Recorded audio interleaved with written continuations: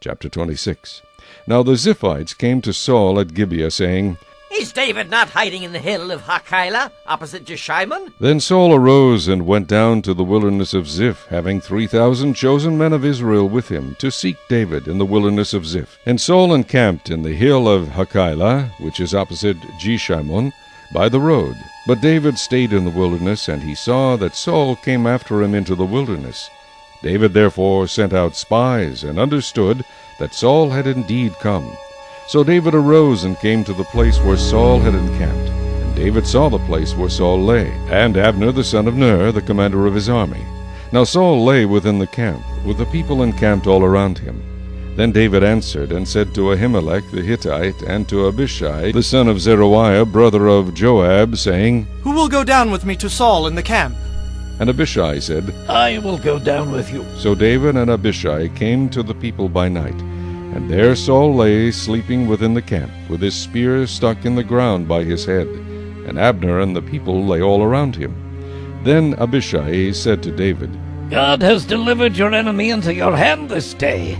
Now therefore, please, let me strike him at once with the spear, right to the earth, and I will not have to strike him a second time. But David said to Abishai, Do not destroy him, for who can stretch out his hand against the Lord's anointed and be guiltless?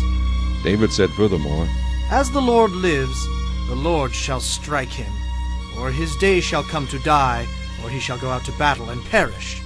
The Lord forbid that I should stretch out my hand against the Lord's anointed. But please, take now the spear and the jug of water that are by his head, and let us go. So David took the spear and the jug of water by Saul's head, and they got away, and no man saw or knew it or awoke.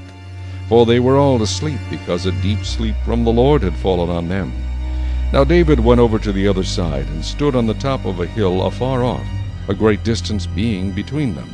And David called out to the people and to Abner the son of Ner, saying, Do you not answer, Abner? Then Abner answered and said, Who are you, calling out to the king? So David said to Abner, Are you not a man? And who is like you in Israel? Why then have you not guarded your lord the king? For one of the people came in to destroy your lord the king. This thing that you have done is not good. As the Lord lives, you deserve to die, because you have not guarded your master, the Lord's anointed. And now see where the king's spear is, and the jug of water that was by his head. Then Saul knew David's voice and said, Is that your voice, my son David?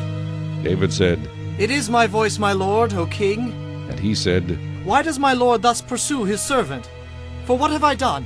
Or what evil is in my hand? Now therefore, please, let my lord the king hear the words of his servant.